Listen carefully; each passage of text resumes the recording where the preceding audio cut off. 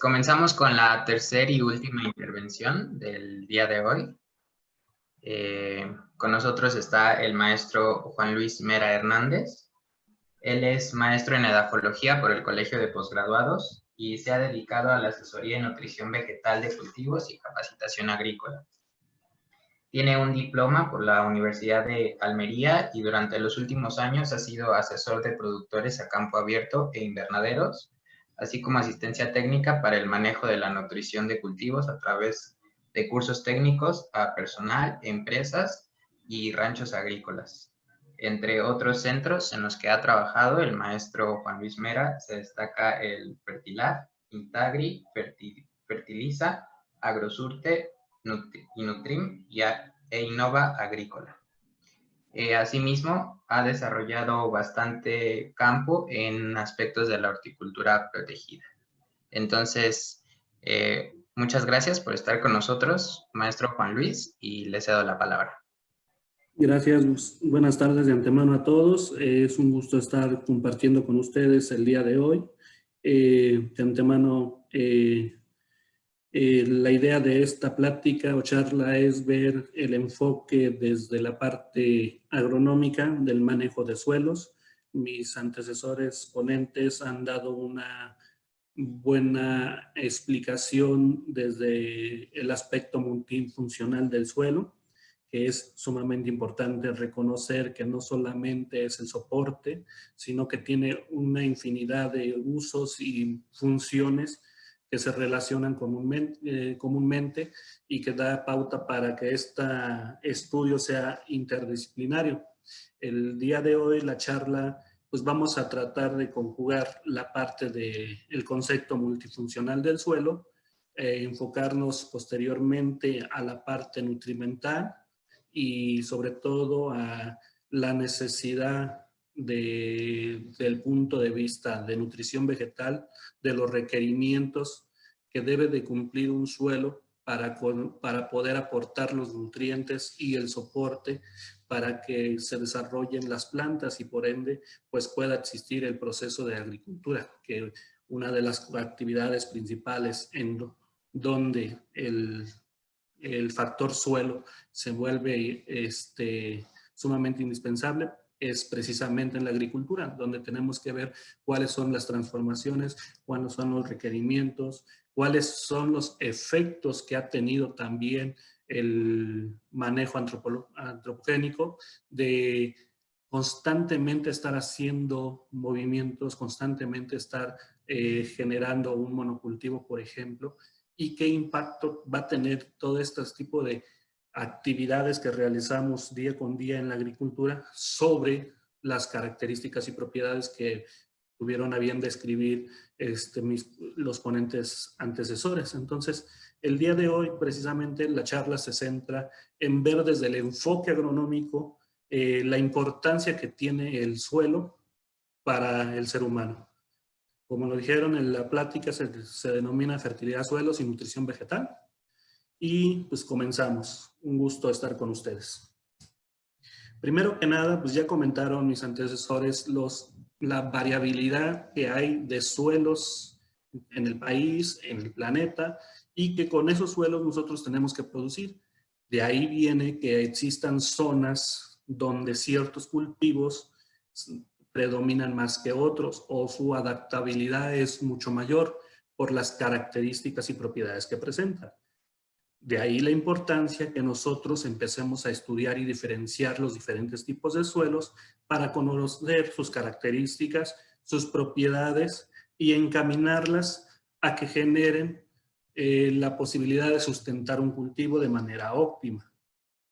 En México, pues como pueden ver el mapa que presenta INEGI, tenemos una gran diversidad de suelos en diferentes regiones y sobre todo pues esto nos da orilla a que tengamos una infinidad de manejos agronómicos que posiblemente algo que están haciendo en el norte no funcione de la misma manera para el sur o que las características y propiedades de los suelos del centro no sean las similares y no podamos tener los mismos rendimientos, los mismos productos o las mismas características de calidad de ciertos cultivos porque hay un efecto del ambiente donde se están desarrollando. De aquí, pues es importante identificar el tipo de suelo para definir el tipo de cultivo y el tipo de manejo que nosotros vamos a realizar de manera agronómica.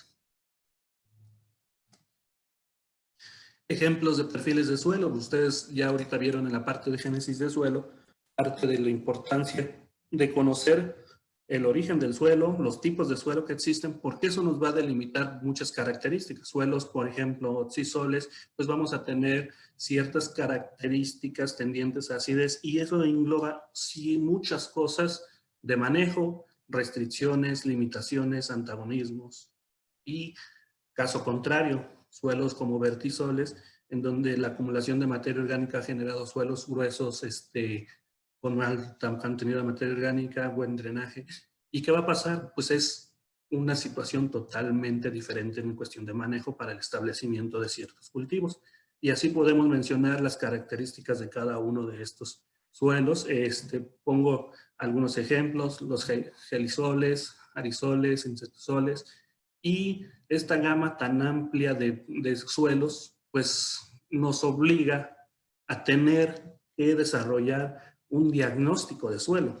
¿Por qué? Para poder conocer cuál es su comportamiento, cuál es su intensidad de cada propiedad, de cada característica, que nos va a determinar el tipo de manejo que nosotros vamos a hacer de manera agronómica, desde el planteamiento de un programa de fertilización, el seguimiento al cultivo, el hecho de generar un sistema de riego que tenga la suficiente capacidad de soportar y mantener la capacidad de campo, por ejemplo, el establecimiento en función de la textura, de decidir el fraccionamiento de los fertilizantes para hacerlo mucho más eficiente el uso de los fertilizantes, decidir el tipo de fertilizante, si es de reacción ácida, si es de reacción alcalina, dependiendo el mismo pH que presente el suelo. Entonces, todo parte desde conocer las propiedades físicas, químicas y biológicas, como se comentaron, de cada uno de los suelos, y a partir de eso se toma la decisión o se empieza con la toma de decisiones sobre cuál sería la mejor estrategia de manejo para llegar a un buen fin. Retomo lo que el concepto que nosotros tenemos de qué es el suelo. Para mí el suelo es un organismo multifuncional, un ente multifuncional con vida, que es una parte importante dentro de la agronomía. Pues se había contemplado el suelo como un soporte y suministro. Actualmente estamos diversificando los alcances del suelo como un agente multifuncional. También es un ser vivo, es un ente que tiene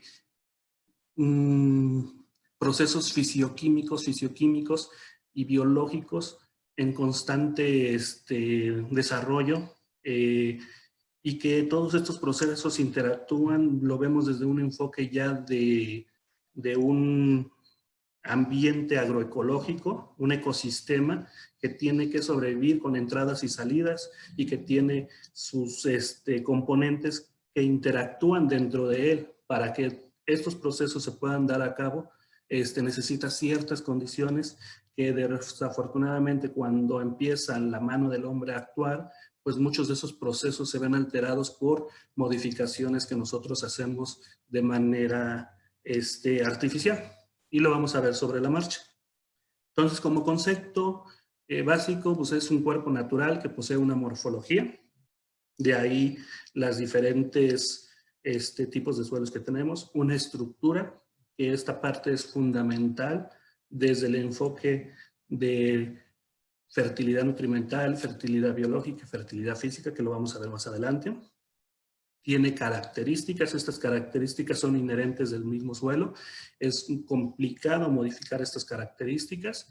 Tiene propiedades, que estas propiedades son las que de manera artificial en la agronomía nosotros tratamos de modificar o llevar a condiciones donde nos convenga para poder solventar la capacidad de nutrir una planta. Y todo esto pues es a raíz del clima que impera en la zona. se genera una microrregión en donde la relación entre clima, suelo y ambiente pues es extremadamente dependiente de una de otra. Entonces se genera un ciclo biológico interno. La roca madre de donde viene este suelo nos da indicios de cuáles van a ser sus características, cuáles van a ser ciertas propiedades.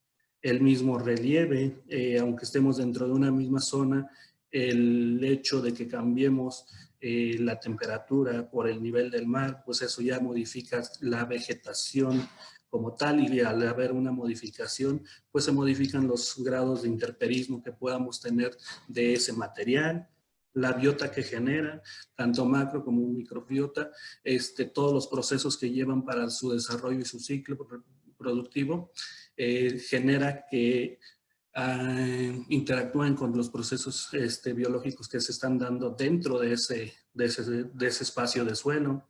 Al mismo tiempo, hay suelos que tienen millones de años formándose, hay suelos que por el interperismo natural o artificial que nosotros estamos generando al modificar ciertas cualidades, pues esto se acelere o se retrase y entonces podamos tener diferencias dentro de los perfiles de suelo.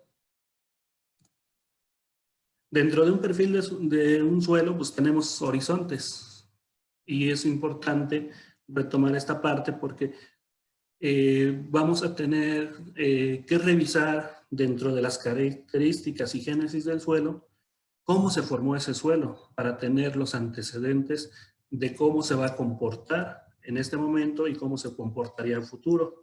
Aquí entra una parte que me agradó mucho de los ponentes anteriores, que es la racionalidad y pensar en futuro del suelo, porque como lo comentaron, anteriormente teníamos la creencia que era un recurso renovable. Ahora vemos que las modificaciones que nosotros estamos generando, pues no vamos a renovar o regresar al 100%. Vamos a tener un cierto efecto que ya no es el suelo original. Y por ende, pues tenemos que buscar estrategias para tratar de minimizar esas modificaciones que nosotros hacemos para mantener por un plazo más largo las condiciones que nosotros tenemos o que nos presentan esos suelos. Entonces, pues partimos de los horizontes, desde la roca madre, el horizonte C, el horizonte B, y desde la perspectiva de la agricultura es importante, y nosotros nos concentramos en la parte de los primeros 30, 60 centímetros del suelo, porque es la parte que nosotros estamos modificando con todas las acciones que hacemos de manera agronómica. Ahí nosotros tenemos la interacción entre planta, agua, suelo, ambiente, que jugamos para generar la productividad, para generar que un cultivo sea productivo, que nos genere un buen rendimiento para poder generar una seguridad alimentaria sobre todos los productos básicos, sobre la alimentación, vestido, etc., etc., que requiere el ser humano. Entonces, de ahí la importancia del aspecto de vincular la agronomía con el factor suelo.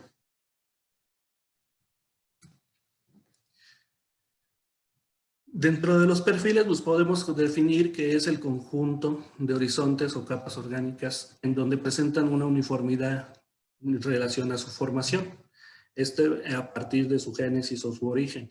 Entonces, esto nos da la pauta para poder tener varias capas y, como lo comentaba mi antecesor, va a haber diferentes procesos fisioquímicos o fisiológicos que se estén dando dependiendo la génesis de cómo se formó cada horizonte del suelo.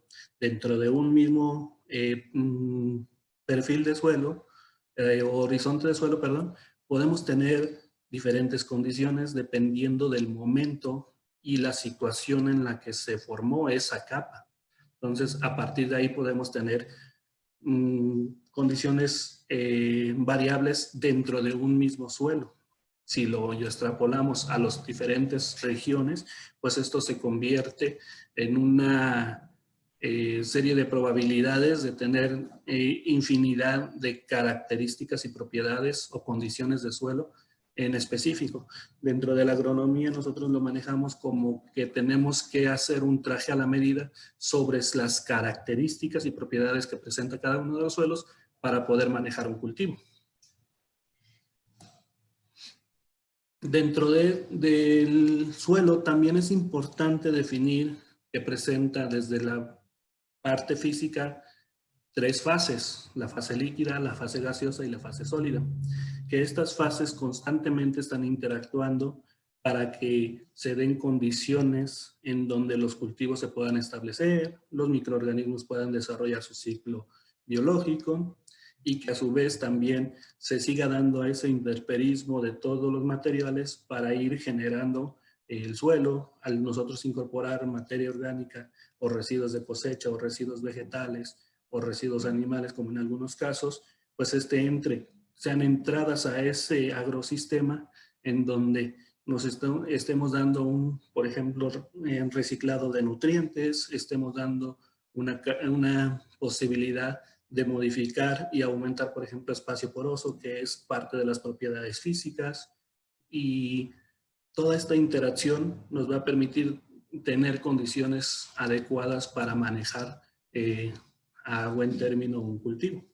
Entonces, es importante definir que, por ejemplo, consideramos que dentro de un suelo debe de haber el 50% de la fase sólida, que son todos los agregados arcillo-húmicos que puedan presentar, o toda la parte elemental del suelo, la parte gaseosa, que son prácticamente el aire que necesitan todos los microorganismos, mismas plantas, para generar su proceso de respiración, y todo este intercambio de gases que se da a través de todos los procesos que se realizan. La fase líquida, que es una de las partes fundamentales de la agronomía, porque muchos de los procesos, muchos de los intercambios que se tienen que dar en presencia del catalizador como es el agua. Entonces, la misma absorción nutrimental de la planta por medio de la raíz, el mantener la respiración a través del flujo de agua.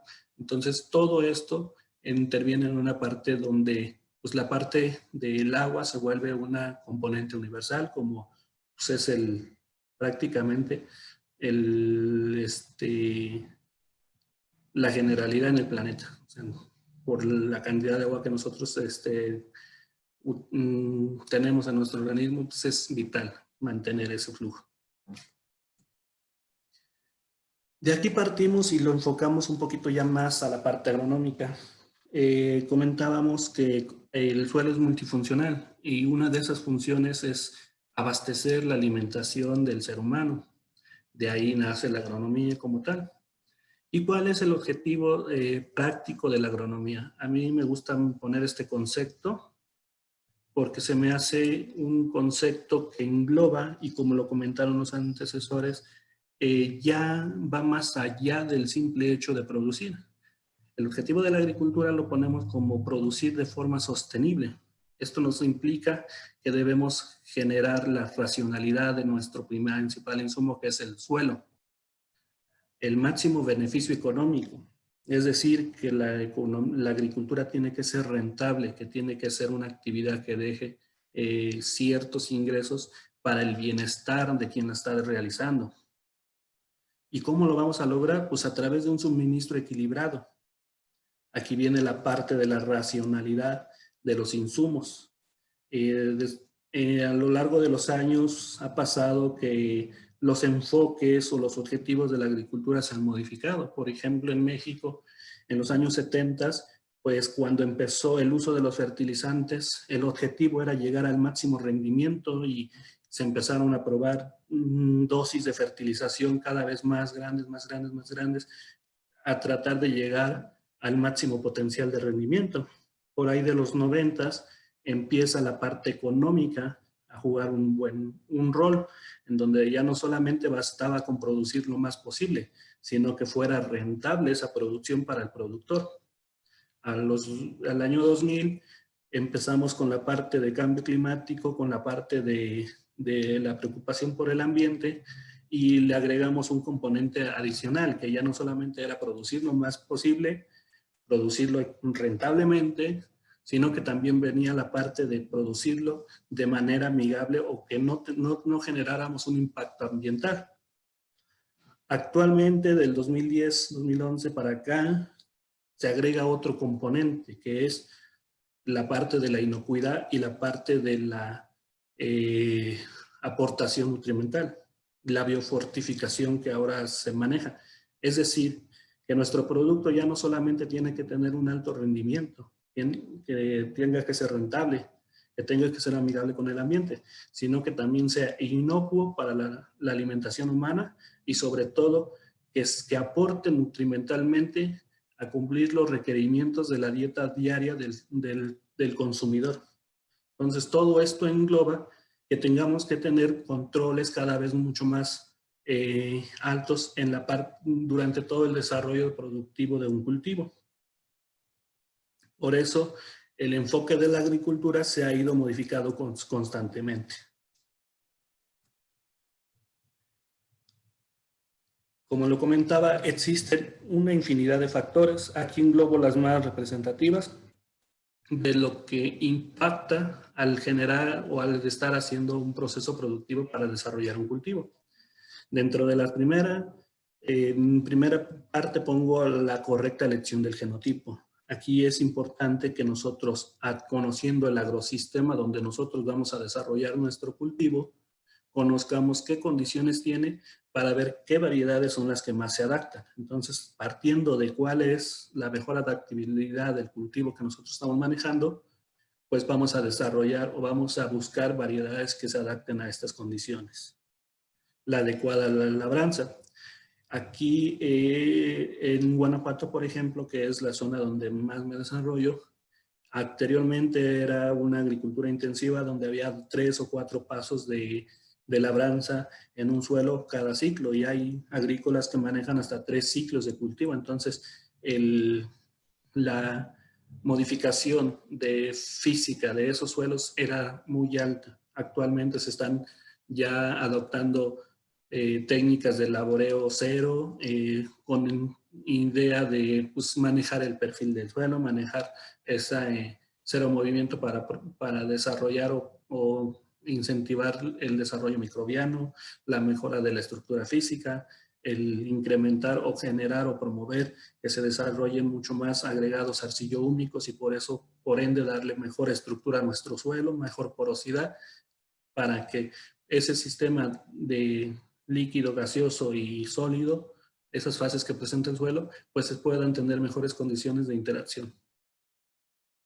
Suelos libres de sismicidad y salinidad. En algunas zonas, y lo pongo aquí por ejemplo en Guanajuato, uno de los principales problemas que presentan la degradación de los suelos, pues es la sismicidad, provocada porque la mayoría de los suelos de las agrícolas se riegan con agua subterránea. Entonces, el estar incorporando agua subterránea con un alto contenido de sales, pues y principalmente pues, la mayoría de las aguas presentan altos contenidos de sodio principalmente.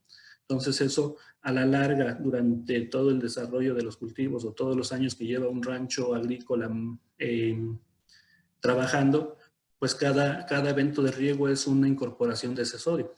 Tiene una fase acumulativa y eso nos va a generar ciertos problemas a mediano y largo plazo.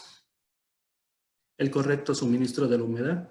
De aquí viene la parte de la irrigación y cómo asegurar que nosotros estamos manejando de manera adecuada nuestra humedad en el suelo para generar esa capacidad de campo, punto de saturación, y conocer también nuestro punto de marchitez, porque es indispensable que nosotros dentro de la parte productiva mantengamos un bulbo de mojado adecuado para generar para promover que se den todas esas interacciones, flujo de nutrientes, transporte de nutrientes, tener el agua suficiente y aire suficiente para que se den los procesos biológicos de los microorganismos también, la siembra apropiada y la densidad y la profundidad y el arreglo. Aquí se han evaluado ya, han hecho infinidad de trabajos sobre el manejo de densidades, el arreglo topográfico de los surcos, con el objetivo de incrementar el rendimiento. ¿Eso qué conlleva? Que si nosotros incrementamos una densidad de población, estamos requiriéndole a ese suelo un mayor suministro de nutrientes. Entonces tenemos que ver también el balance entre la extracción requerida y el suministro que nosotros estamos proponiendo.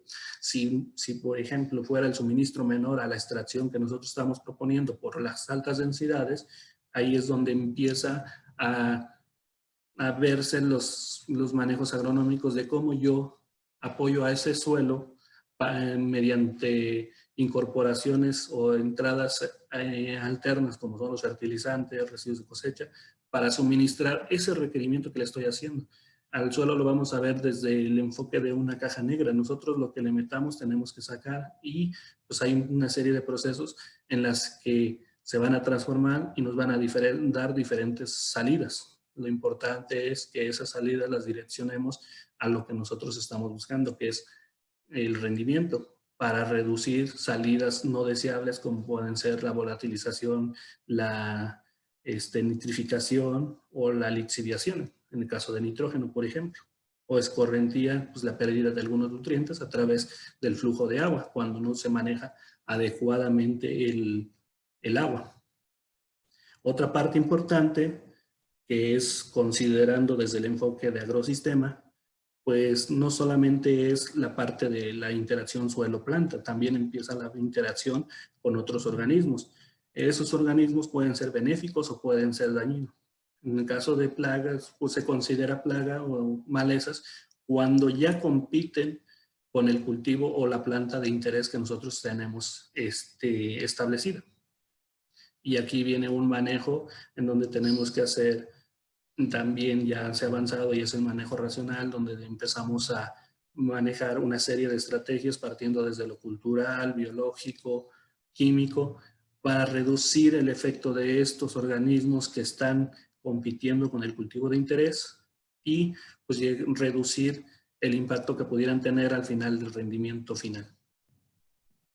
El uso de microorganismos benéficos, como les comentaba, en los últimos años, en la parte del manejo agronómico, se ha desarrollado una gran diversidad de productos encaminados a la inoculación de organismos benéficos. Ya volteamos a ver no solamente la fertilidad física o la fertilidad química, sino también el poder generar o incrementar esa fertilidad biológica para poder dar pie a que esos microorganismos cumplan con los procesos fisioquímicos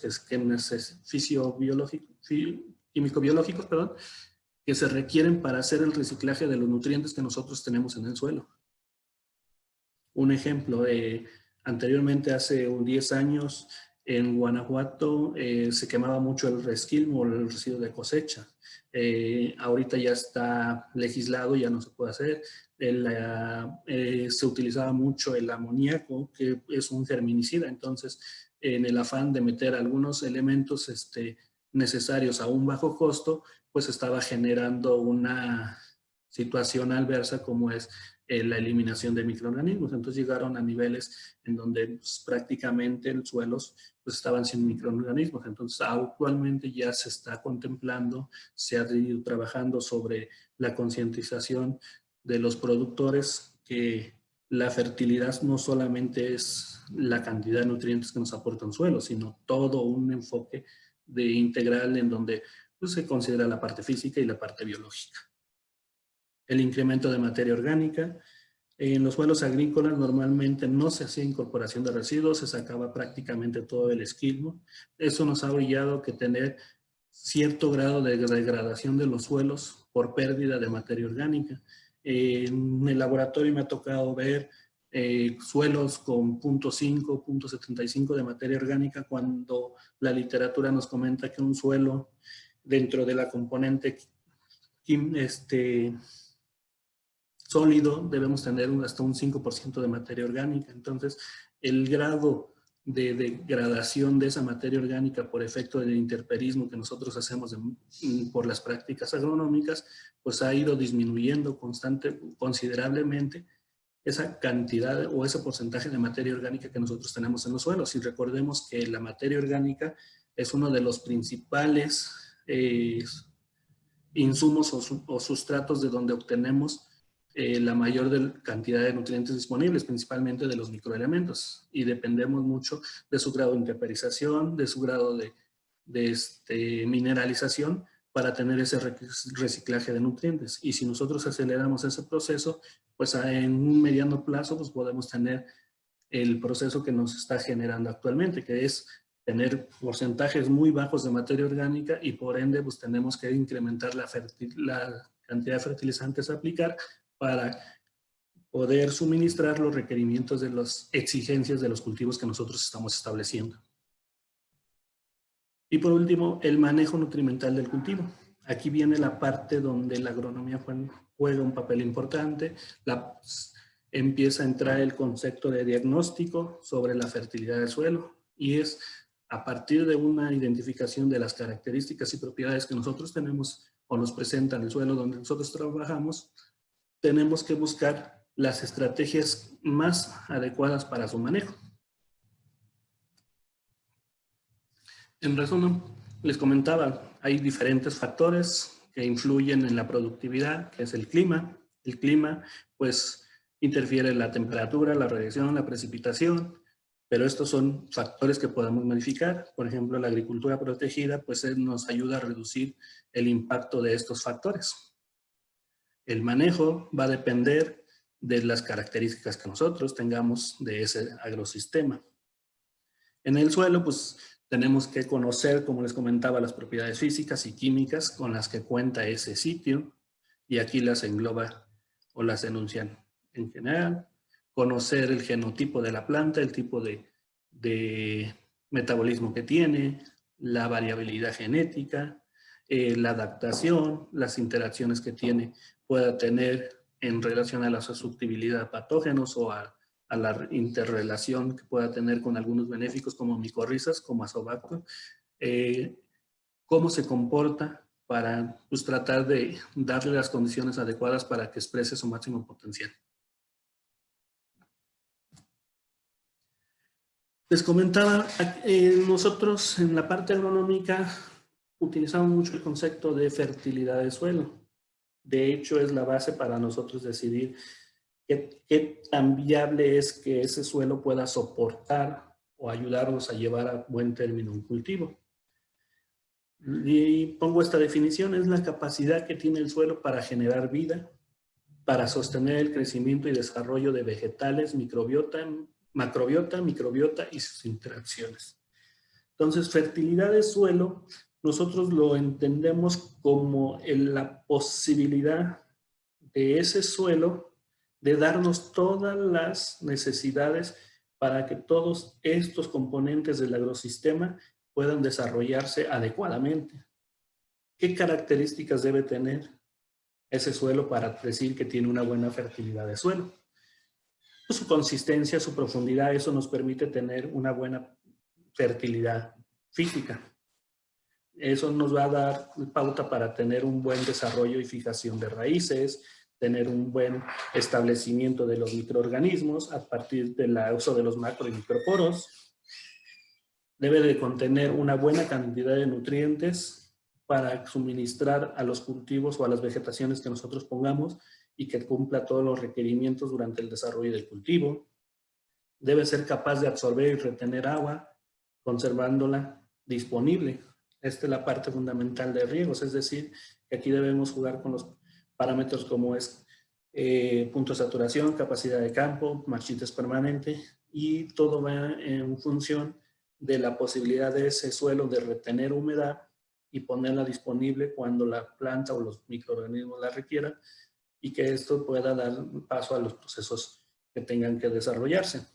Está suficientemente airado. Aquí viene mucho en juego la parte de los macroporos, que es el vínculo donde todos los gases que se producen para generar la respiración, pues están fluyendo. Presenta un balance microbiano adecuado. Aquí es muy importante, desafortunadamente, pues el mismo hecho de que nosotros hagamos monocultivos, estemos reduciendo la rotación de cultivos, ha generado que organismos como pueden ser hongos, bacterias, nemátodos, etcétera, que están ahí, pero que el hecho de que nosotros pongamos una sola especie vegetal los ha transformado en agentes patógenos, es decir, que tienen un efecto negativo en la producción. por ese mismo hecho de que nosotros hemos especializado no solamente en un vegetal que puede llegar a ser susceptible al ataque de estos microorganismos. Hablaban sobre el tema de sustancias tóxicas. Actualmente, como les comentaba, no basta con producir lo más posible, sino también tener en cuenta la inocuidad alimentaria. Entonces, el hecho o el factor de empezar a medir metales pesados, por ejemplo, o concentraciones tanto en suelo como en el cultivo o como en la parte de interés comercial, pues se vuelve fundamental para evitar temas de contaminación, temas de que estos productos que una vez que sean consumidos por el ser humano, pues no tengan grandes cantidades de elementos que pudieran ser tóxicos a la larga en la salud humana. ¿Y cómo interaccionan? ¿Qué es la fertilidad? Pues les comentaba, tenemos la fertilidad química, que es la disponibilidad nutrimental. Esta está afectada por varios parámetros como es el pH, la conductividad eléctrica, sales solubles, la composición química, que no solamente basta saber qué cantidad de nutrientes, sino también el tipo de nutrientes o el tipo de componentes que tenemos en el suelo. Tenemos algunas limitaciones que nos pudieran generar antagonismos o bloqueos, como son los carbonatos, y de eso va a depender pues, la cantidad de elementos necesarios para nutrir adecuadamente una planta. Les comentaba, la parte de importante es la materia orgánica, porque muchos de estos nutrientes que nosotros requerimos para completar el requerimiento de un cultivo proceden de esta descomposición de la materia orgánica presente en los suelos. ¿Quién lo va a hacer? Pues la fertilidad biológica. Por eso es importante que nosotros tengamos un adecuado o un balance en el caso de microorganismos que nos van a permitir hacer ese esquema de reciclaje de esos nutrientes que nosotros tenemos en el suelo a partir de la materia orgánica o la incorporación de residuos orgánicos al cultivo. La fertilidad física, necesitamos que también tener una buena estructura para que una vez que esos nutrientes hayan sido mineralizados o liberados según sea el caso, pues puedan tener un espacio donde estar fijados para el momento en que la planta lo requiera. Entonces es importante el concepto de capacidad de intercambio catiónico, que es qué capacidad tiene nuestro suelo de fungir como un almacén de todos esos nutrientes que nosotros estamos poniendo en la solución del suelo, que en etapas posteriores puedan estar disponibles para el cultivo. Y aquí viene pues conceptos como textura, como humedad, conductividad hidráulica, que se refiere a la capacidad, a la cantidad de poros que pueda tener ese suelo, la densidad aparente del suelo, y viene la concentración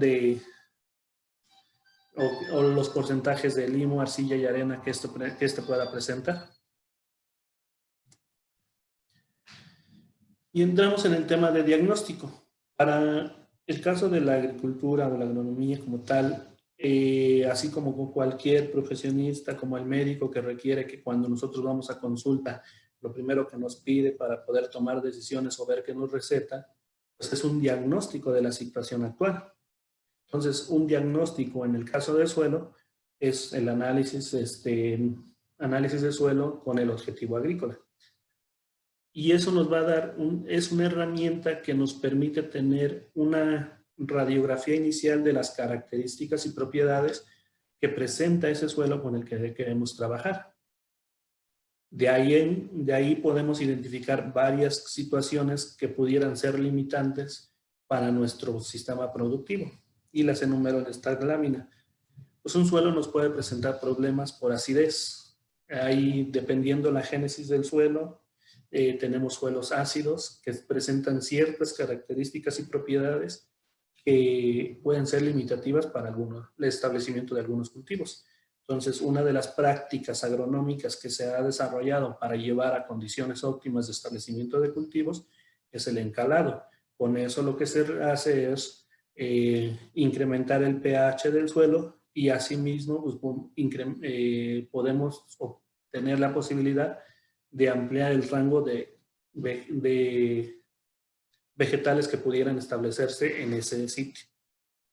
La salinidad, y se define el requerimiento de lavado. Aquí es importante que nosotros midamos cuánto es la cantidad de sales que tenemos. Existen suelos que son salinos por naturaleza y suelos que los hemos hecho salinos por el manejo no racional, principalmente de los fertilizantes. Muchas veces aplicamos una mayor cantidad de fertilizante o de algún nutriente en específico por encima de la necesidad del cultivo que nosotros estamos estableciendo, y eso a la larga, en corto o mediano plazo, lo que genera es que ese nutriente o esa sal se vaya acumulando paulatinamente a llegar a niveles en donde pudiera generar ya problemas. La disponibilidad nutrimental y el balance de nutrientes. Comentábamos que necesitamos que ese suelo se convierta en la caja negra donde nosotros tenemos estamos generando entradas y de ahí va a haber salidas. La principal salida que queremos es el rendimiento del cultivo que estamos manejando. Entonces, necesitamos que los nutrientes que nosotros metemos a esa caja también estén disponibles. No solamente es suficiente que estén ahí, sino que también tengan un grado de disponibilidad y que no estén bloqueados por otros elementos. Entonces, a partir de ahí, el concepto de balance de la cantidad de un elemento en relación a otra se vuelve indispensable. También podemos identificar cuestiones de compactación del suelo. Aquí viene un concepto que manejan como conductividad hidráulica, que es cuántos centímetros tiene la capacidad del agua de recorrer de manera vertical ese perfil del suelo. Entre mayor sea, pues tenemos una mayor capacidad de humedecimiento de ese suelo. Entre menor sea, pues estamos teniendo problemas de compactación y con lo que conlleva deficiencias en la parte de intercambio gaseoso, deficiencias en la parte de espacios porosos que puedan ser ocupados por agua o aire, del establecimiento de microorganismos. Entonces, se vuelve una situación que conlleva a tener limitaciones para que exprese su máximo potencial el material vegetal que nosotros vamos a establecer. El uso de análisis también nos permite, pues, formular un programa de mejoramiento de suelo. Antes que pensar en cualquier programa de fertilización, de aporte nutrimental, pues debemos pensar en un programa de remediación de suelo, de enmiendas de suelo, con el objetivo de recuperar las características y propiedades idóneas de ese suelo. Formular la dosis de fertilización, es decir, nosotros conociendo cuánto es la cantidad del nutriente que requiere la planta presente en el suelo, podemos generar una dosis de fertilización que complemente o restituya lo que va a absorber ese nutriente a lo largo de su ciclo de cultivo.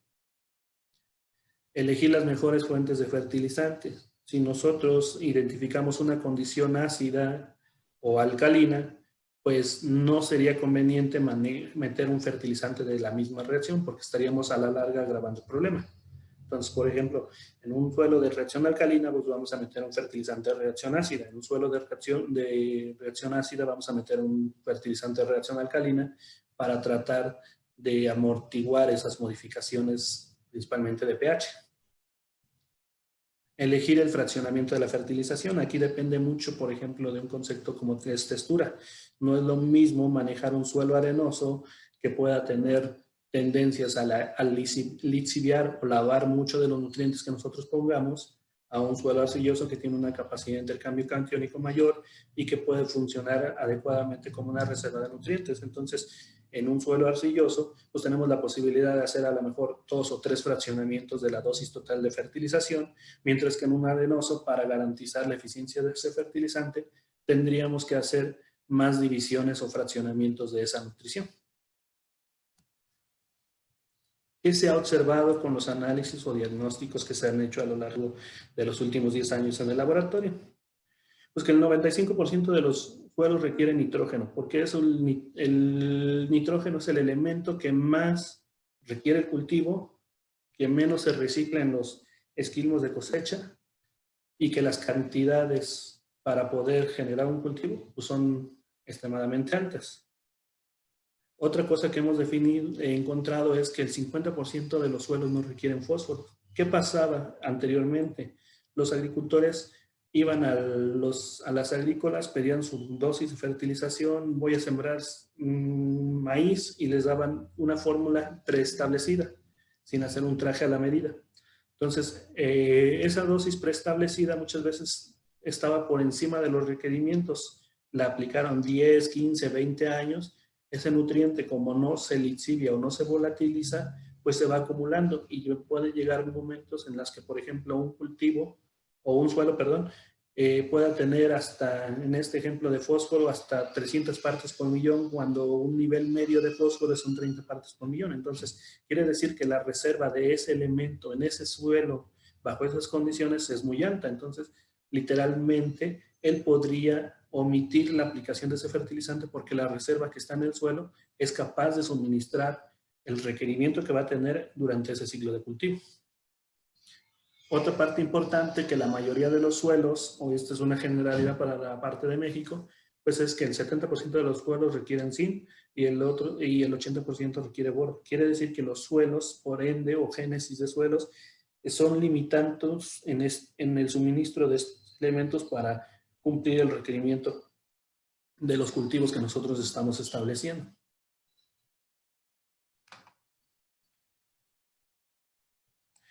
Adicionalmente, nos sugiere qué cantidad de nutrientes hay que aplicar. Una vez que nosotros detectamos cuánto es la cantidad de cada uno de los nutrientes requeridos por el cultivo para desarrollarse óptimamente, pues nos va a dar a ser un indicativo de cuánto tenemos que restituir.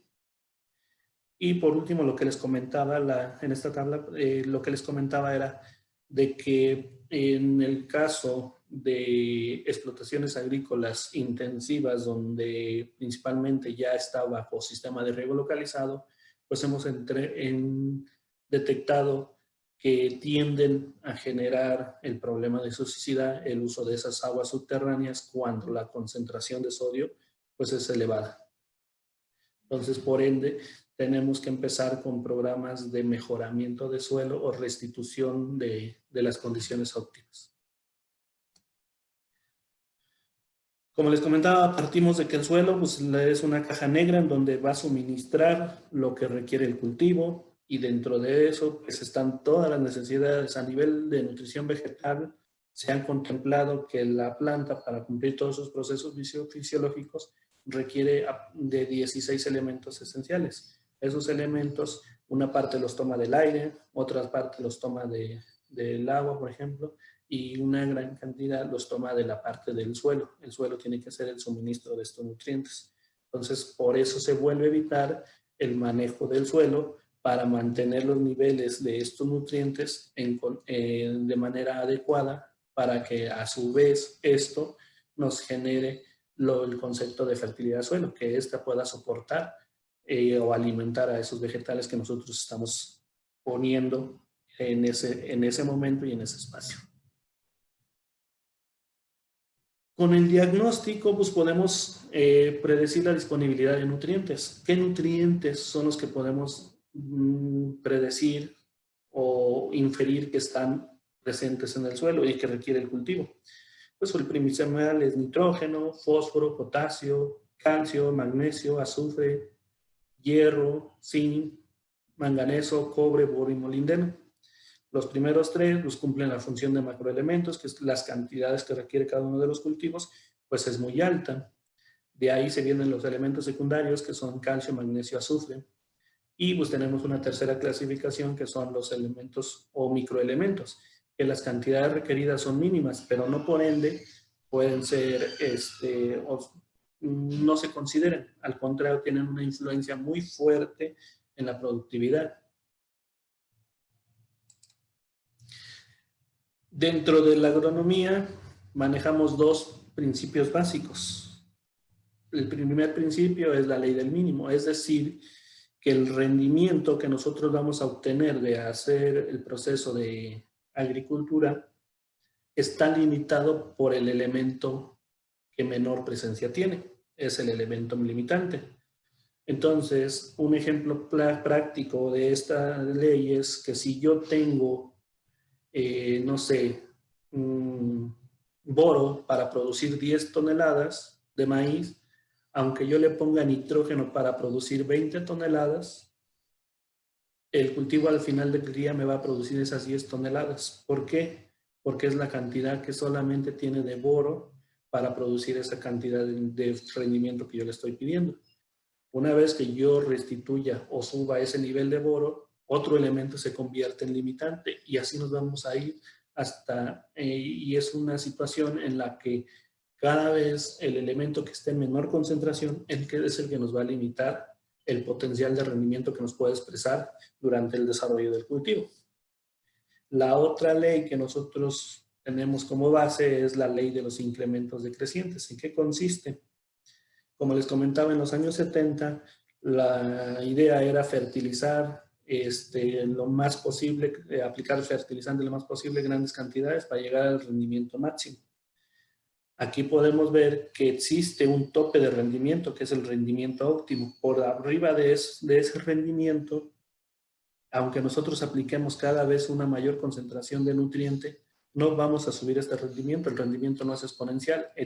Al contrario, existe una caída por efecto de posiblemente de una toxicidad. Entonces, también los cultivos tienen cierta rendimiento óptimo o está su limitación por otros factores totalmente ajenos a la nutrición. Partiendo de estos dos principios es como nosotros trabajamos con el suministro y manejo de nutrientes a través de el estar monitoreando, el estar revisando esos niveles o indicadores de suficiencia y a partir de ahí hacer la restitución correspondiente. Como les comentaba, se ha determinado que son 16 elementos que requiere la planta. Les decía que los puede tomar del ambiente o los puede tomar del suelo. Los tres primeros los toma del ambiente, que es oxígeno, carbono e hidrógeno. Donde entra ya la parte del suelo, pues es el aporte de calcio, potasio, nitrógeno, magnesio, azufre, hierro, cloro, manganeso, zinc, molibdeno, cobre, boro y níquel. Y aquí podemos ver la concentración de la composición química de un vegetal promedio, las cantidades que requiere o que están presentes en su estructura una vez que asimiló todos estos nutrientes. Si se dan cuenta, pues las concentraciones pueden ser muy variables. Una vez que nosotros detectamos algún nutriente que cumple una función específica sobre el desarrollo del cultivo y que principalmente los aporta al suelo, tenemos que definir cuál es nuestra manera de evaluarlos, nuestra manera de medirlos, para poder tomar inferencias sobre su manejo.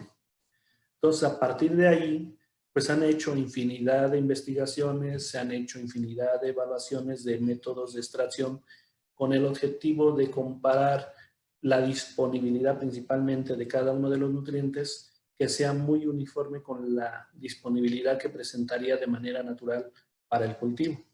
Entonces, en la literatura van a encontrar diferentes métodos de medición y cada método tiene una tabla de referencia. Pero a su vez, estos tienen que llevar una calibración, es decir, qué tanto correlaciona lo que yo estoy midiendo en el laboratorio con lo que realmente está pasando en el suelo, con el suministro de ese suelo hacia los tejidos vegetales. Entonces, a partir de ahí, pues empieza a tener mucho sentido el que hagan N cantidad de evaluaciones para ver realmente si lo que nosotros estamos observando en el número, en el análisis de suelo, correlaciona con la capacidad de suministro en campo. Por eso, cada método tiene que ser calibrado, cada método tiene que ser medido y establecer sus niveles de referencia. Entonces, por ejemplo, en esta tabla yo les pongo que pues, puede existir, en función del rendimiento relativo, una recomendación de suficiencia, que es cuando el nutriente está en una concentración adecuada, por debajo del contenido medio que nosotros requerimos. una concentración media, y que aquí, por ejemplo, el tipo de manejo solamente es restituir ciclo con ciclo para mantener esa concentración media, y la restitución va a ser en función de la extracción unitaria de cada uno de los cultivos que nosotros establezcamos, que ya está definido cuánto es la cantidad de cada nutriente requerido para producir una tonelada, por ejemplo, de maíz, de frijol, de caña, etc., etc. La respuesta, si nosotros también, si ya estamos en un nivel óptimo y decíamos que estaba muy cercano al rendimiento óptimo, pues la respuesta va a ser prácticamente nula. Entonces, aquí prácticamente nos podemos quitar o reducir la cantidad de nutrientes que nosotros podemos aplicar vía fertilización, porque el suelo cuenta con un suministro adecuado o por encima del suministro adecuado, que es capaz de complementar el requerimiento sin ningún aporte adicional. Y en algunos elementos se vuelve importante también la parte de la cantidad muy alta. ¿Por qué? Porque puede llegar a generar toxicidades, es decir, que la presencia en concentraciones muy elevadas de algunos elementos nos puede generar desórdenes fisiológicos en la planta, y eso genera toxicidades, y a su vez eso puede llegar hasta la muerte del mismo tejido vegetal. Un ejemplo puede ser cobre, un ejemplo puede ser boro, que las cantidades que se requieren son mínimas, y cuando nosotros estamos por arriba de esas cantidades, pues afecta o altera los procesos fisiológicos de la planta, que genera la toxicidad, y si es muy grave puede llegar a generar hasta la muerte de la misma planta. Una forma de reportar, como les decía, para nosotros tomar decisiones tenemos que tener un diagnóstico previo de cuál es la situación de las propiedades del suelo. Entonces, una forma de hacerlo pues, es a partir de la metodología del análisis de suelo. Existen muchas metodologías, no quiere decir que el análisis de suelo, aunque nos proporciona mucha información, tiene que ir complementada con otras estrategias de medición, como puede ser el análisis de agua, como puede ser el Green Seeker, como puede ser la georreferenciación, como se está manejando actualmente, los mapas de infrarrojo. Entonces, todo eso es como un plan de diagnóstico. Nos estamos basando en el análisis de suelo en este momento por el tema en lo que manejamos y cuál sería su aportación como tal. Entonces, aquí les presento un típico análisis de suelo, en donde normalmente cuando nosotros lo solicitamos, lo que se hace es una medición de algunas propiedades y características de ese suelo. Podemos poner un X listado, como decía la doctora, pero en el caso de agronomía, pues dentro de las variables que más nos funcionan o más queremos tener una medición, pues son las que engloba la mayoría de los laboratorios. Entonces lo dividen en parte de propiedades físicas, la parte de reacción y la parte de concentración. Y esa concentración también cómo se relaciona o cómo está en relación al balance entre ellos. Aquí lo podemos ver, propiedades físicas, la parte de reacción, la parte de la concentración nutrimental y la parte del balance. Y empezamos a ver cada uno de los conceptos. Por ejemplo, en el caso de clase textural, les comentaba que este concepto es importante porque nos va a definir, por ejemplo, el manejo de la humedad, el tipo de suelo, nos va a definir el fraccionamiento de las incorporaciones de nutrientes que nosotros hagamos, y a partir de ese esquema, pues nosotros vamos a hacer una serie de manejos y de estrategias de llevar a cabo ese cultivo tratando de ser lo más eficiente. Por ejemplo, les comentaba que no es lo mismo manejar un suelo arcilloso donde tenemos una gran cantidad de espacios porosos donde los fertilizantes una vez o nutrientes una vez que estén en forma de cationes o aniones se pueden adherir a la superficie de estas arcillas. Conforme incrementamos el nivel o el tamaño de la partícula, los espacios disponibles para que estos puedan estar almacenados en ese suelo se van reduciendo. Entonces, la capacidad de almacenar nutrientes de un suelo arcilloso es mucho mayor a la capacidad de almacenar de un suelo arenoso, y de aquí viene que el que tengamos que determinar el tipo de textura. ¿Y de qué va a depender el tipo de textura?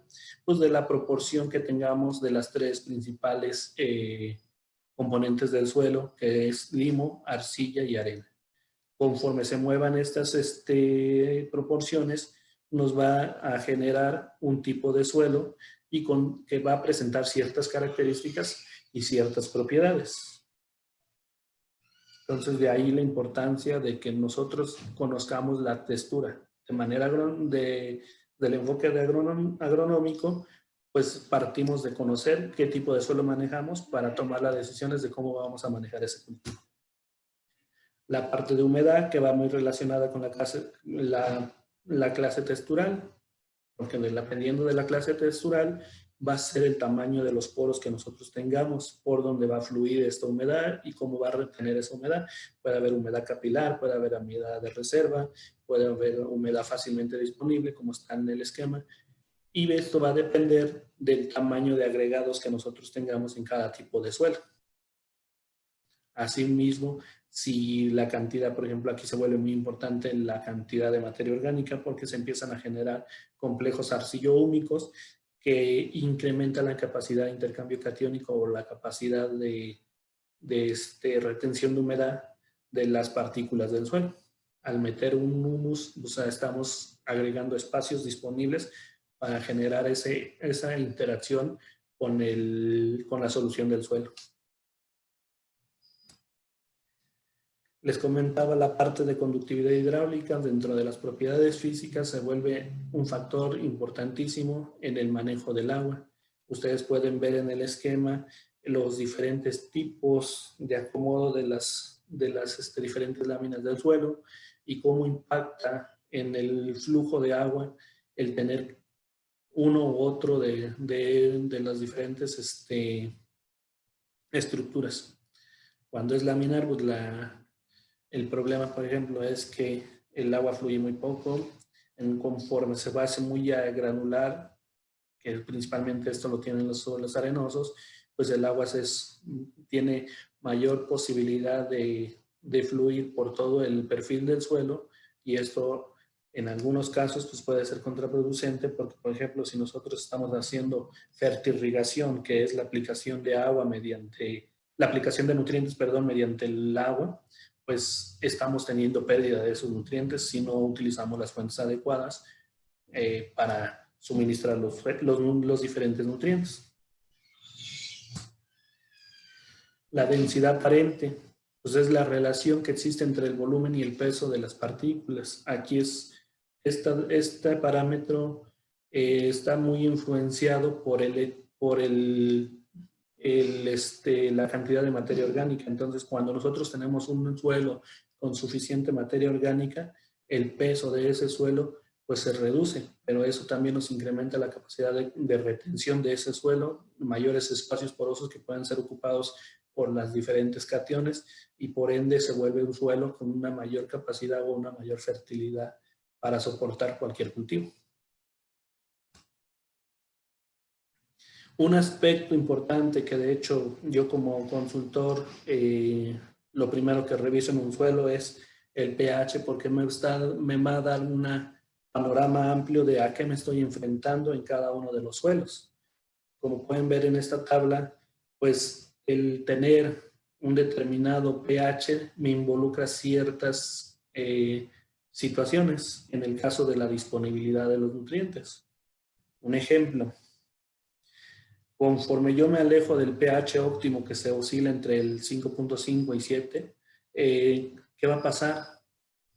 Pues el aluminio se vuelve disponible. Hay aluminio intercambiable que en altas concentraciones puede ser tóxico. Es como para el ser humano, si hay presencia de arsénico, nos intoxicamos y nos podemos envenenar. Lo mismo sería en el caso del aluminio para las plantas. ¿De dónde procede este aluminio? Pues de la degradación de los materiales parentales como son las arcillas. Entonces, normalmente son complejos arcillo-húmicos que están formados por aluminosilicatos. Esos aluminosilicatos, al degradarse, pues van a tener un gran aporte de aluminio a la solución del suelo, y una vez que ese aluminio esté en la solución del suelo, pues puede ser fácilmente intercambiable o absorbido por las raíces y por ende puede intoxicar a la planta.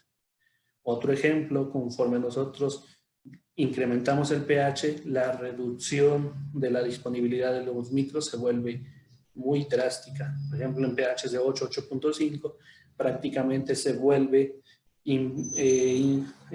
imposible que la planta pueda absorber estos elementos por los procesos de óxido-reducción que se generan de estos elementos. Entonces, no se encuentran en las formas que la raíz los puede absorber.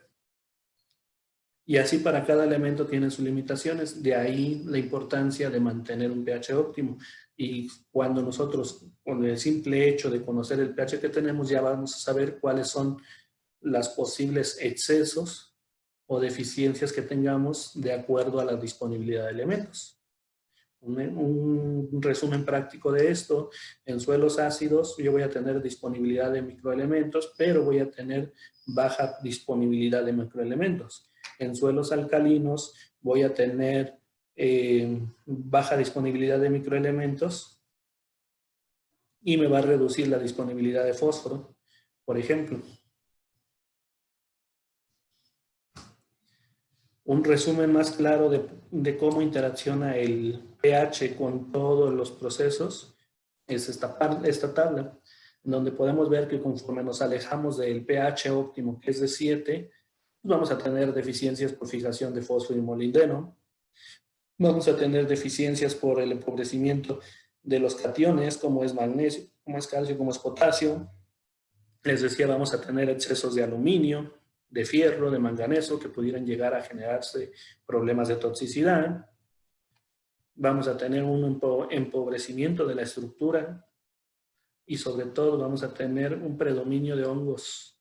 Aquí es donde la parte de sanidad se vuelve importante, porque también por ahí podemos romper ciclos. Y la eficiencia, cuando nosotros nos alejamos del pH óptimo, estamos teniendo problemas con los microorganismos, que son los que van a transformar esos fertilizantes o ese nutriente que está de manera orgánica o inorgánica, para que la planta lo pueda tomar como catión. Entonces, al salir del rango óptimo donde los microorganismos se desarrollan, prácticamente no trabajan y se rompen todos esos procesos que se dan para poder mineralizar o liberar esos nutrientes, y por ende se reduce la disponibilidad. Entonces también afectan la nitrificación, principalmente las conversiones de los nitrógenos, que es el nutriente principal que nosotros requerimos para producir un cultivo. Del otro lado, pues conforme nos alejamos de la parte del pH óptimo hacia arriba, podemos tener deficiencias por fijación de fierro, manganeso, zinc, cobre, boro. Por ejemplo, aquí puede haber ya la presencia de carbonatos, entonces eso nos genera carbonatos de fierro, carbonatos de zinc, que lo que hace es bloquea la disponibilidad de los microelementos. El mismo fósforo puede ser también un agente que bloquea en concentraciones altas y en pHs altos, formando fosfatos de calcio, fosfatos de fierro, fosfatos de zinc, que al estar en esta combinación, pues no los puede tomar la planta porque los toma de manera de iones o cationes. Empezamos con el problema de la acumulación de sodio, tenemos calcio, y también en este punto podemos tener mala nitrificación, lo que reduce la eficiencia de recuperación de los fertilizantes que nosotros aplicamos. Entonces se dan cuenta que para la agronomía o de manera técnica, uno de los factores fundamentales o que nos puede ser un indicativo de qué condiciones se está presentando el suelo donde nosotros pretendemos trabajar es pH. Nos puede dar bastante información. Las condiciones dominantes, como les comentaba en resumen, pues en función del pH, pues tenemos suelos que tengan un pH abajo de 4, son suelos con ácidos libres. Eso automáticamente nos genera que pueda haber quemadura de raíces y por ende pues se estropea el metabolismo de las plantas. Suelos con pH de 5.5 o menores de 0.5, pues ya hay aluminio intercambiable, y lo que decíamos, este aluminio intercambiable puede llegar a ser tóxico para las plantas, principalmente cultivos sensibles. Al Caso contrario, suelos con 7,3 a 8,2 de pH, pues ya presentan carbonatos y nos empieza a representar bloqueos de microelementos principalmente.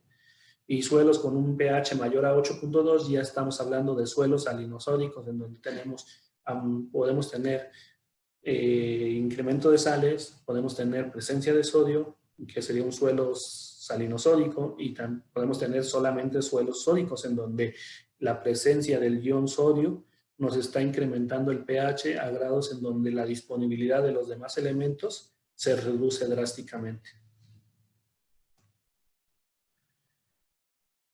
Aquí vamos a ver cuál es el impacto que tiene cada una de estas situaciones. Por ejemplo, el efecto de la acidez en el suelo y en la nutrición vegetal. Pues al tener un suelo ácido, pues tenemos toxicidad por aluminio y manganeso, tenemos deficiencia de calcio, magnesio y calcio, como lo vimos, deficiencia de molibdeno, reduce la actividad microbiana, afecta la disponibilidad de fósforo porque este empieza a reaccionar con elementos metálicos o positivos y pues ya forma una sal que la planta no lo puede tomar. Reduce la mineralización del nitrógeno. ¿Por qué? Porque afecta el desarrollo de los microorganismos. ¿Qué se busca para generar o reducir esta acidez? ¿Cuál es la práctica agronómica? Pues normalmente es el encalado, y el encalado consiste en la incorporación de una cal agrícola. ¿Para qué? Para hacer un proceso o una reacción de neutralización. Esos hidrógenos o radicales libres que nos genera la acidez es de neutralizarlos y llevarlos a un pH mayor. Entonces, rápidamente, pues esta es la reacción que se da a partir de un carbonato de calcio. Empezamos a reaccionar junto con el agua presente en el suelo hasta llegar a una reducción que se va a generar un CO2 más agua, en donde los radicales libres que existían en el suelo se neutralizan. Lo medimos, sí medimos cuándo se aplica el encalado. Una de las recomendaciones que la literatura maneja es que una vez que nosotros tengamos más del 5% en la saturación de bases, es decir, en el balance nutrimental, cuando un suelo está desbalanceado y presenta más del 5% en la saturación de bases de acidez, pues ya es recomendable aplicar este cal, perdón. Y pues ya se hace un cálculo de cuánto es la dosis para incorporar. Esa dosis va a depender del pH que presente el suelo, el pH que lo queremos llevar, la densidad aparente de ese suelo y sobre todo la profundidad del perfil que queremos modificar. Hay varios métodos, aquí les pongo uno, por ejemplo, el método SMP, que es el que nosotros manejamos, que a través de la medición de un pH buffer, que es un pH una determinación de pH adicional, podemos determinar cuál es, a partir de ese pH buffer y el pH a lo que lo queremos llevar, la cantidad en toneladas de cal agrícola que nosotros necesitamos para llevarlo a ese pH. A esto se le puede poner un factor en función del tipo de suelo. No es lo mismo modificar un suelo arenoso con una baja capacidad de intercambio catiónico, en donde con a lo mejor 5 toneladas podemos hacer la modificación del pH, a un suelo arcilloso donde la capacidad de intercambio catiónico es mayor y por ende la necesidad de neutralización es mayor. El otro aspecto de sentido totalmente contrario pues son los suelos sódicos.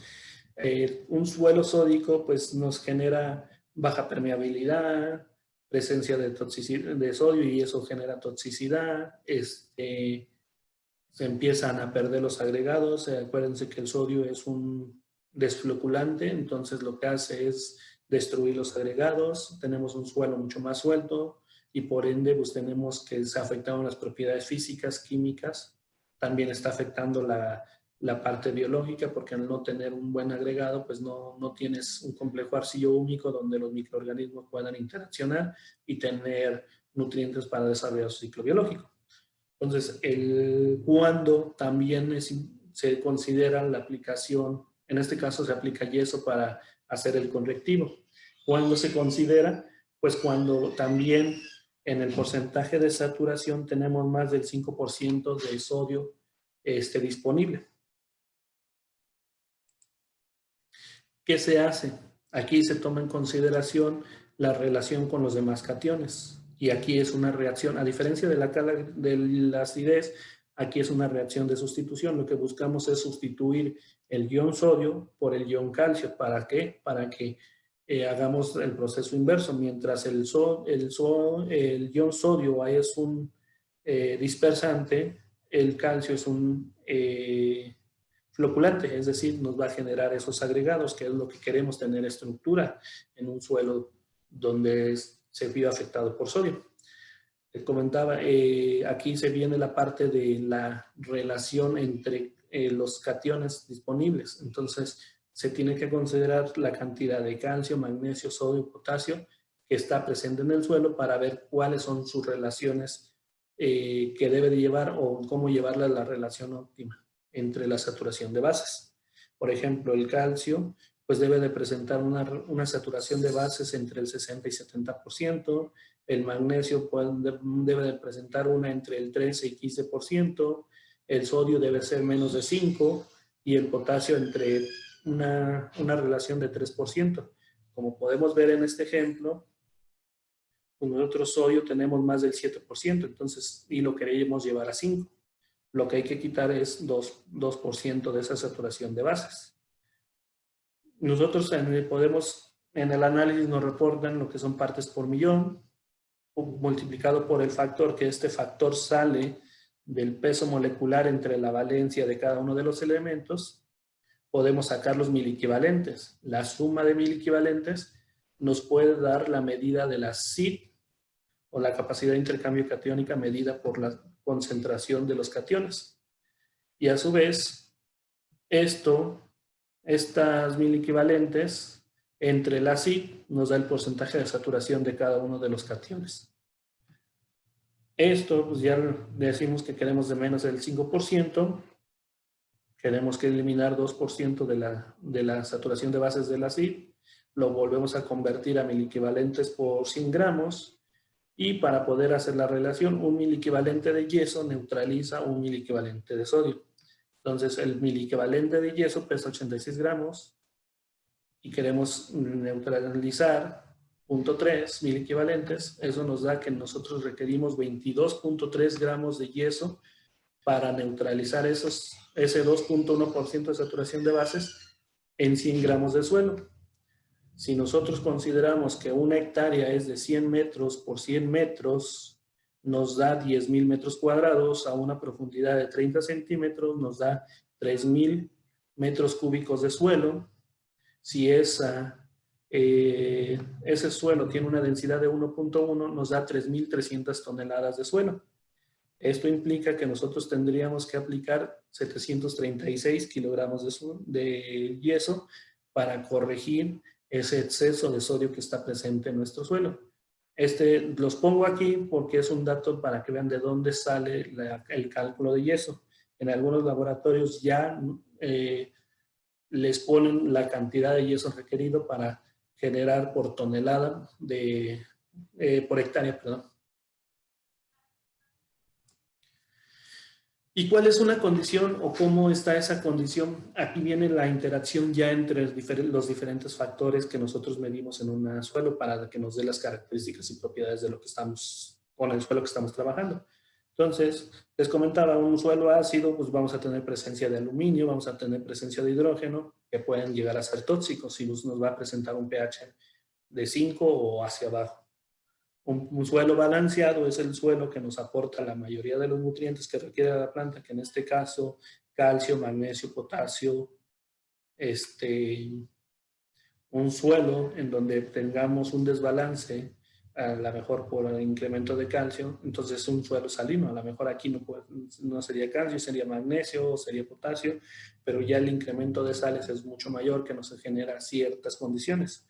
Y pues un suelo donde ya nos genera una mayor cantidad de limitaciones para poder diversificar cultivos es un suelo sódico. ¿Por qué? Porque pues empieza a tener problemas de presencia de sodio y todas las consecuencias que conlleva, que habíamos dicho, que era la disgregación, la mala filtración de agua, baja nitrificación. Entonces todo esto pues se vuelve limitante para que el cultivo presente su máximo potencial de rendimiento.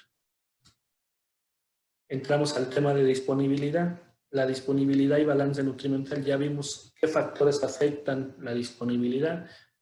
Aquí viene la parte de conocer cuánto de cada uno de los nutrientes esenciales nos puede aportar el suelo y en qué condiciones de disponibilidad está. Entonces, por eso pongo estos dos cuadritos en donde, por una parte, tenemos que medir la cantidad total de lo que hay en el suelo y ver su relación entre los demás cationes para ver si esta relación de la presencia de un elemento con otro elemento no nos está limitando que esté disponible.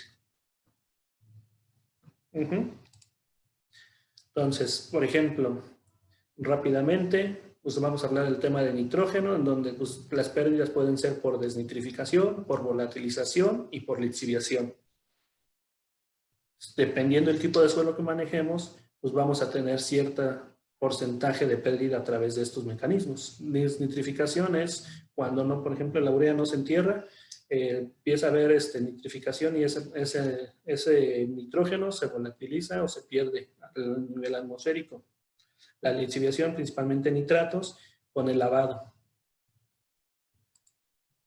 ¿Cómo se calcula la dosis de fertilización? Pues aquí lo ponemos rápidamente, que es una dosis de nitrógeno, está basada en la meta de rendimiento, es decir, cuántas toneladas queremos sacar de un cultivo, por la extracción unitaria. Cada cultivo ya tiene establecido la necesidad para producir una tonelada. En el caso de maíz, por ejemplo, es de 19.2 kilogramos de nitrógeno por tonelada producida. Tenemos que descontarle el aporte del suelo, el nitrógeno mineral, el nitrógeno inorgánico, el nitrógeno procedente de los residuos y el nitrógeno procedente de la fijación biológica. Esto entre un factor de eficiencia de recuperación y entre un factor de eficiencia dependiendo del sistema de riego. Entonces, manejando esta parte, un ejemplo práctico es un suelo franco con una materia orgánica de 2%, el nitrógeno mineralizado, un cultivo anterior de residuos de tirados, el cultivo a establecer maíz, queremos 10 toneladas y los factores de eficiencia. Teniendo el ejemplo, si yo quiero sacar 10 toneladas, yo tendría que aplicar 204 kilogramos de nitrógeno. Si yo quisiera sacar 15 toneladas, tendría que aplicar 342. Y si yo quisiera sacar 20 toneladas, 482. Aquí se vuelve importante el definir cuál es mi suministro, el potencial de rendimiento que yo les estoy solicitando a ese suelo para calcular la dosis de restitución. Por ejemplo, esto es vital porque no es el mismo rendimiento que con las condiciones agroclimáticas que va a tener Bajío, comparado, por ejemplo, con Chiapas, comparado con Sinaloa, y por ende los requerimientos y las metas de rendimiento pues, son diferentes. El nitrógeno es el único elemento que se puede medir de manera directa. Los demás se miden como indicadores dependiendo de la metodología que se utilizó para determinarlos. Entonces, en el caso de los siguientes elementos solamente son indicadores de suficiencia, en donde a partir de esos indicadores de suficiencia nosotros vamos a establecer un rango en el cual nosotros vamos a decir si está por abajo, por arriba o en una parte media del suministro, una fertilidad media. Es decir, que el suelo es capaz de solventar el requerimiento del cultivo. Las dos condiciones o tres condiciones que podríamos tener es que si estamos por debajo tendremos que poner una dosis más alta de la extracción unitaria. Si el suelo está por una condición media, nosotros solamente vamos a aplicar una fertilización de restitución de lo que extrae el cultivo. Si nosotros estamos por encima de la parte media, podemos disminuir en un X porcentaje o definitivamente eliminar la aplicación de ese nutriente durante el ciclo. Entonces, por ejemplo, en el caso de fósforo, pues un nivel medio, dependiendo la metodología que se use, perdón, si se usa Bray, pues es de 21 a 30 partes por millón, lo que les comentaba. En el caso de Olsen, de 13.18. Aquí se vuelve importante que el laboratorio que ustedes utilicen les especifique cuál es la metodología que utilizaron para que puedan utilizar la escala de referencia que corresponde al método. En el caso de potasio, pues estamos considerando una dosis o una presencia del potasio de 200 a 400 partes por millón para desarrollar agricultura es suficiente para cubrir los requerimientos de la mayoría de los cultivos. Para el caso de fierro, pues de 9 a 12. Entonces, esta parte, pues de 9 a 12 partes por millón, pues si ven la concentración, a diferencia de los microelementos, pues es mucho menor, pero no por ende podemos prescindir de ellos. Y la principal fuente de donde nosotros obtenemos o nos suministra el suelo nutrientes como el fierro, como los microelementos, perdón, es la descomposición o la degradación de la materia orgánica. Entonces, de ahí se vuelve importante el cuidar el porcentaje de materia orgánica presente en el suelo y el porcentaje de mineralización de la misma. De boro, de 0.1 a 2 partes por millón. De cobre, de 0.9 a 1.2 partes por millón. De manganeso, de 10 a 15 partes por millón. De zinc, de 1.3 a 2.5 partes por millón, es lo óptimo que nos pueda presentar el suelo. Y de manera de resumen, les pongo una tablita en donde cuánto es el requerimiento para poder recuperar la concentración de esos microelementos. Desafortunadamente, en la agricultura, principalmente en México, en las últimas décadas solamente se ha preocupado por nitrógeno, fósforo y potasio, dejando o descuidando la cantidad de micros. Eso ha orillado que en la mayoría de los cultivos se presenten deficiencias de estos elementos. Entonces, muchas veces caen en la parte de estar aplicando constantemente fertilizaciones foliares que incrementa sus costos de producción. Entonces, una forma de recuperarlo pues, es conocer cuál es la concentración que tenemos y a partir de ahí hacer dosis de recuperación para llevarlos a un nivel óptimo. Las cantidades que ven ustedes en la pantalla son las cantidades promedio que requeriríamos de cada elemento para poner un nivel medio y que pudiera suministrar adecuadamente las necesidades de cualquier cultivo establecido en un ciclo. Pues, sin más por el momento, sería prácticamente, con esto concluyo. No sé si tengan alguna duda, comentario. Muchas gracias, maestro Juan. Muy interesante. Y sí, surgieron muchísimas preguntas aquí en el chat, en Zoom. Tenemos unos 2 o 3 minutos para poder leer algunas. Entonces, pregunta Lorena Amador, ¿qué problemas puede acarrear el exceso de sodio en el suelo? Como lo comentábamos, defloculación, pérdida de estructura, mala oxigenación, disminución en la nitrificación, lo que reduce baja eficiencia del uso de los fertilizantes, bloqueo de microelementos, puede llegar a un punto en el que si el pH está muy elevado, aunque por ejemplo el fierro, el cobre, el zinc estén en el suelo, la planta no los puede tomar, entonces eso nos limitaría a que ese suministro de esos nutrientes los tengamos que hacer de aplicaciones foliares, reduciendo la disponibilidad en el suelo. Muy bien. Eliana Gutiérrez pregunta, ¿cuáles son los principales factores que inciden para que los cultivos desarrollen plagas y enfermedades? Uno de los principales es el desbalance también nutrimental. Por ejemplo, si tenemos plantas en donde nosotros pusimos exceso de nitrógeno, estas se vuelven completamente suculentas o más atractivas para el ataque de patógenos. Entonces también el manejo inadecuado de la nutrición puede ser uno de los principales factores del ataque de organismos patógenos. Okay, muchas gracias. Manuel Rodríguez pregunta que en las zonas áridas y semiáridas se desarrollan en tipos de suelo con baja resiliencia, ¿Cuáles son las prácticas agrícolas más adecuadas para garantizar la sostenibilidad en estas zonas? Se vuelve muy importante el mantener, principalmente, como son muy áridas, el porcentaje de intemperismo que tenemos de esas zonas y principalmente de la degradación de los materiales orgánicos es muy alta. ¿Qué va a pasar? Que nosotros tenemos que asegurar que tengamos un buen porcentaje de materia orgánica. Eso nos va a ayudar a que tengamos una capacidad tapón o una capacidad amortiguadora de todos los procesos, porque son muy drásticos las condiciones prevalecientes a lo largo del año.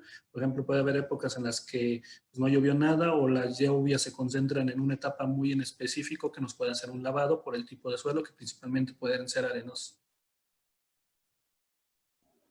Ok, muchas gracias. Y pregunta Laura Ramos, ¿cómo interviene el fuego en la fertilidad del suelo y su calidad? Y si aún continúa siendo esta práctica agrícola muy común en México. Principalmente interviene cuando queman residuos de esquilmos, pues eleva la temperatura, lo que impacta en los ciclos biológicos de los microorganismos. Acuérdense que la mayoría de los microorganismos tienen un umbral no por arriba de los 60 grados centígrados. Entonces, al generar la quema de residuos orgánicos, lo que estamos haciendo es rompiendo los ciclos biológicos de los microorganismos y por ende, al reducir la flora microbiana, pues se reduce todo el proceso de mineralización y liberación de los nutrientes que están presentes en en toda la materia orgánica endémica del suelo. Ok, muchas gracias. Pues hay muchas preguntas todavía. Si me permite, puedo yo recogerlas y hacérselas enviar y usted nos las responde en el futuro y yo se las comparto a los demás. Con todo gusto. Sí, sí, muchas gracias. Pues fue muy interesante, generó muchas preguntas, también mucha discusión aquí en el chat de Zoom. Entonces, pues le agradecemos mucho que haya estado con nosotros y con esta tercer plática también terminamos ya el día de hoy y el primer tema del curso. Bueno, pues por mi parte, muchísimas gracias por la atención. Esperemos que les haya servido. Quedo a sus órdenes. Cualquier duda o comentario, pues estamos al pendiente. Muchas gracias. Y bueno, a los participantes, con esta plática terminamos el día de hoy. Mañana los esperamos de nuevo a las 9 de la mañana, la hora centro de México, para empezar el segundo tema del curso, que es los suelos en el tiempo y en el espacio. Y mañana vamos a hablar sobre geografía, diversidad, clasificación y cartografía de suelos. Entonces, los esperamos mañana y muchas gracias por haber estado hoy con nosotros.